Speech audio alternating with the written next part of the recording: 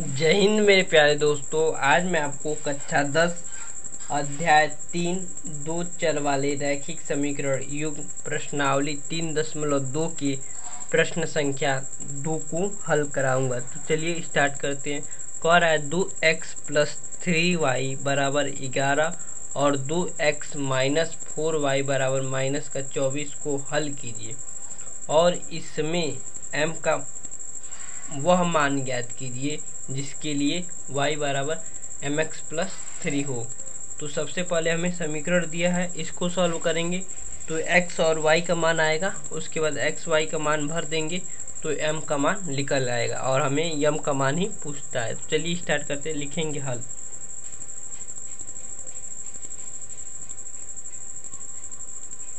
दो x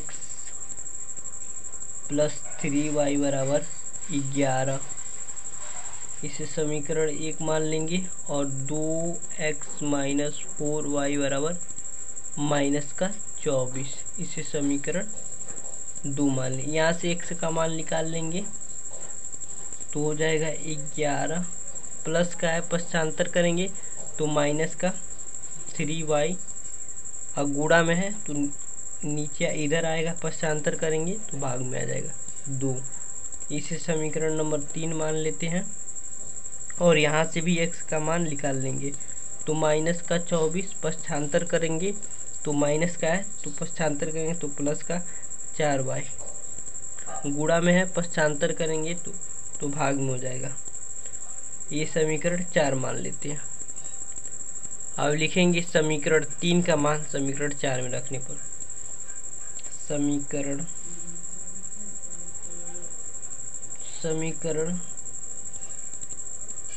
3 का मान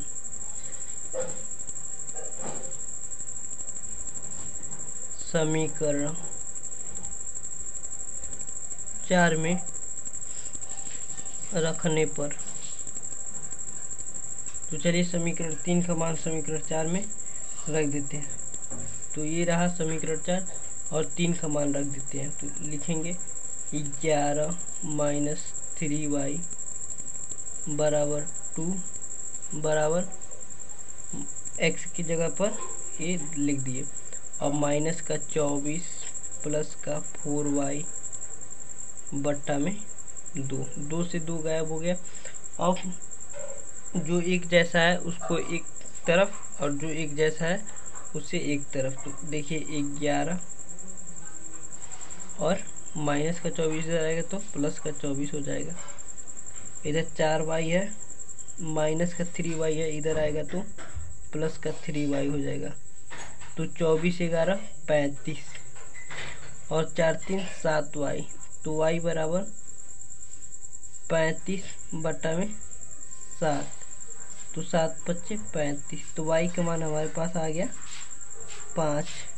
ये हमारा एक आंसर आ गया y का मान। अब y का मान समीकरण 3 में रख देते हैं। समीकरण 3 में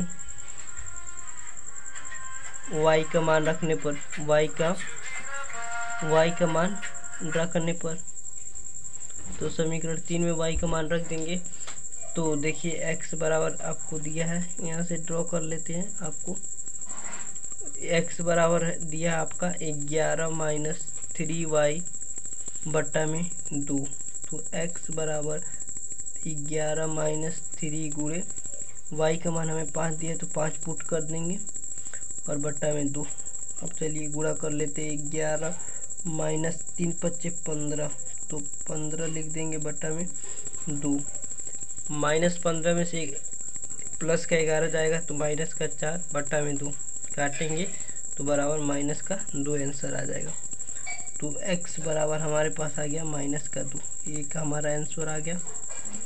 अब हमें x y का मान तो पूछा नहीं है, हमें पूछा है y = mx + 3, तो चलिए mx + m का वह मान ज्ञात कीजिए। m का मान ज्ञात कर लेते हैं आसानी तरीके से, तो लिखेंगे y = mx + 3, तो यहाँ से m का मान लिखा लेंगे तो m बराबर y प्लस का पक्षांतर करेंगे तो माइनस का 3, और यहाँ पक्षांतर करेंगे गुणा में है x, तो बटा में आ जाएगा। तो यहाँ से हम का मान निकल गया, y का मान कितना है 5 माइनस 3, x का मान हमारे पास 2 है, प्लस 5 में से माइनस का 3 जाएगा तो 2, और बटा में माइनस का 2 काटेंगे तो माइनस का 1 आंसर आ जाएगा। तो m बराबर माइनस का 1 आंसर आ गया। यही पूछा था क्वेश्चन में और हमने बहुत आसानी तरीके से ज्ञात कर लिया। मुझे आशा है कि आपको समझ में आ गया होगा। तो देख सकते हैं आप कैसे हमने आपको बताया है। तो मिलते हैं प्रश्न संख्या 3 के साथ।